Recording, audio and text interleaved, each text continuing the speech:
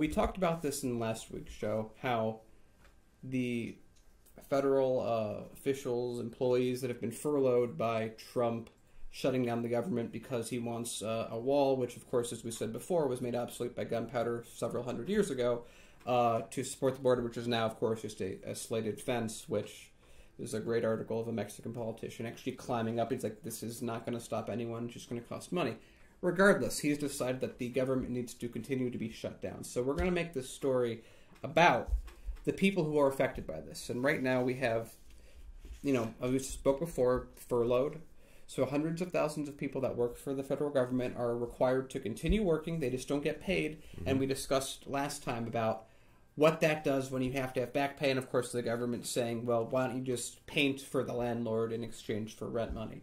Or a delay on paying your rent. And we were like, okay, we went into that. Now this story is about the remaining people who are going to have to work, mainly federal contractors that don't work directly with the federal government, who are not going to be paid back for their work. So these are people that are in the U.S., which I think we pay our debts. I think that's something, that's the Lannisters, never mind.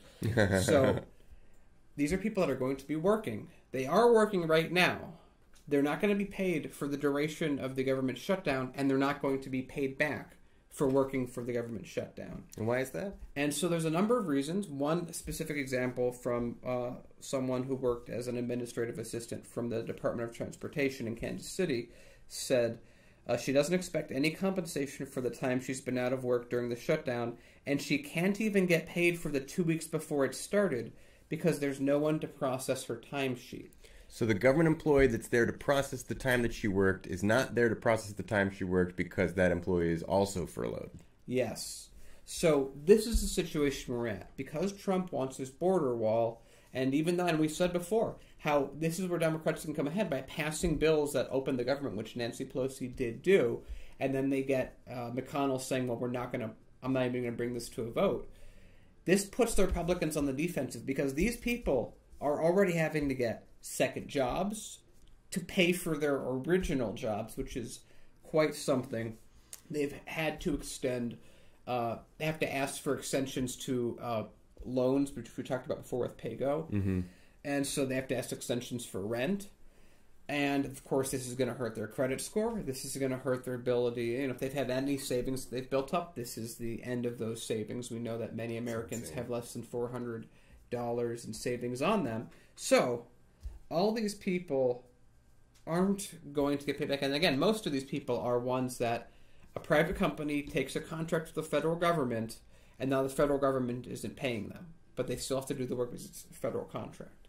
Mm-hmm. So what? These people are not going to get paid for their work. In America, the richest, most powerful country ever to exist, because Trump is refusing to pass a budget because he wants a wall that was made obsolete 500 years ago by the advent of gunpowder.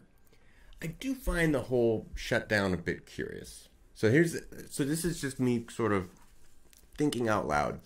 What is Trump thinking? Is Trump making an issue over the border wall and sort of verbally taking the blame for the government shutdown that's resulted in it, and talking about using the executive orders to declare states of emergency to build a wall? Is he doing that all in service of, energizing his base or playing to his base? What do you think is his incentive? Do you think it's a deflection or a misdirection from something else? Is there something else he doesn't want to be talking about? I don't quite understand why now is the time that he wants to double down, or other than maybe he likes the previous government shutdown fights, and this is the first one he's been involved in, and he's like, he's just living it up. I don't know. It just seems weird. There's two different angles to this. One, I think you already hit on, which is the base. I think that partially he took credit, and I think the media is like, yeah, you took credit. We're not going to change the subject. You're not going to blame the Democrats. You took credit for getting the shutdown. And so he's saying, well, I better get something out of it or I'll look weak. And then that goes back to the base. The base want the wall. So I'm going to get them the wall, and look at me fighting to get you this wall, and I'm not going to stop fighting, and I don't care about the attrition until this wall. That's a very possible angle that he's at, that he has to worry about keeping his base happy, giving him that red meat we talked about earlier. so that he can continue making money by doing what he's doing. I think another angle that I read, it was like a sentence in another article, was that a lot of the prosecutorial divisions that are investigating Trump are also furloughed. And so they are going to be slowed down. So I don't know if that's, again, it's obviously speculation as to what his exact motivation is. But both of those things are very beneficial for him, and he's kind of been backed into a corner about the shutdown happening. And if he one more time says, to his base, I'm sorry, it happened last year, it'll happen again this year, I didn't get you the wall, they're going to take him seriously. Because, again, the wall doesn't really mean anything but a symbol. It's like his Statue of Liberty. It's his representation of what matters to his base, and him being able to do that. It's his monument. It's his hotel. It's his wall.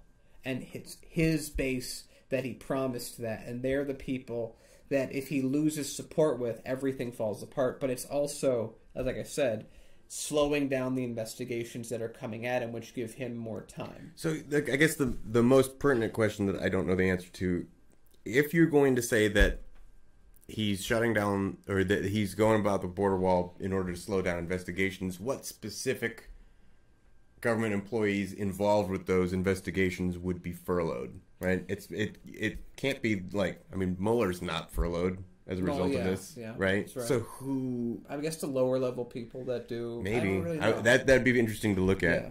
But I mean, guess what? Mexico is apparently paying for the wall by shutting down the U.S. government. Woo! Winning. Somehow that happened. All the way through winning. Yeah. So I think that the other angle that I think we want to go at with this is that he's also a group of people that have been furloughed. Mm-hmm. Border Patrol. That's funny.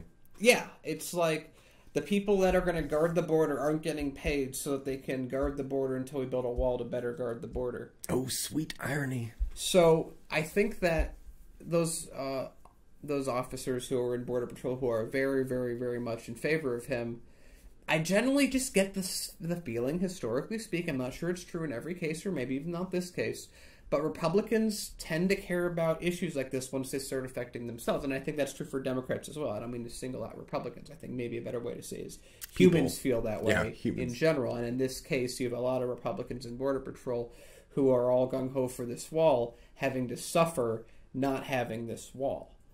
And then they're going to also have to pay, because I'm sure that, they don't get paid spectacularly well for being Border Patrol. The police get paid much better. So...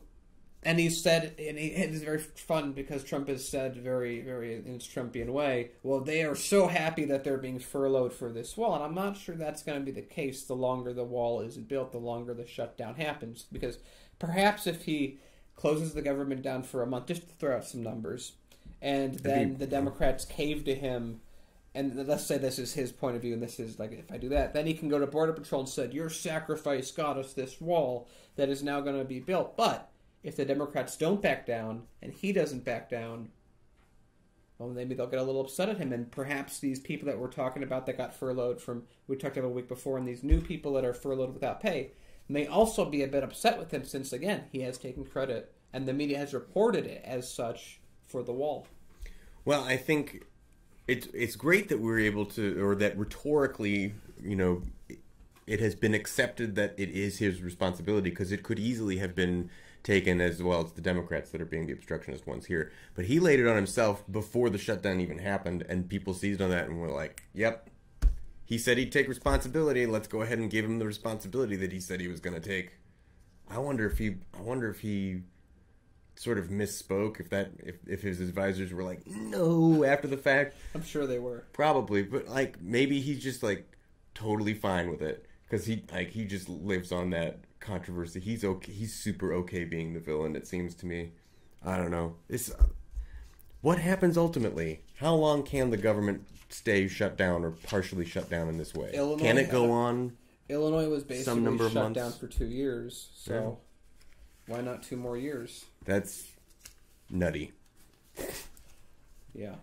Well, just trying to build that wall. Trying to do it.